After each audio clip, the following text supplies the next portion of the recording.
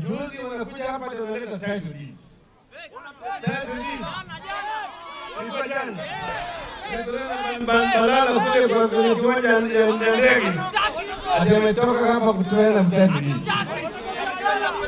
Hiyo title deeds sio na nini? Inaweka ugali kwa meza. Ugali kwa meza. Kwa hivyo wanajubilee priority yao iko false priorities. Hawezi kuleta mabadiliko kwa Wakenya. Sisi kama NASA tuko na agenda kamili ya kubadilisha maisha ya Wakenya. Ndio sababu naambia vijana wakati ni sasa. Na kama si sasa,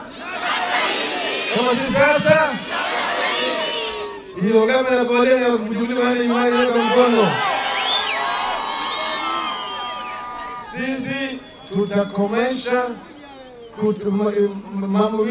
wizi ya mali ya umma tutamaliza. Alafu vile vile mauaji ya ovyo ovyo vile mnaona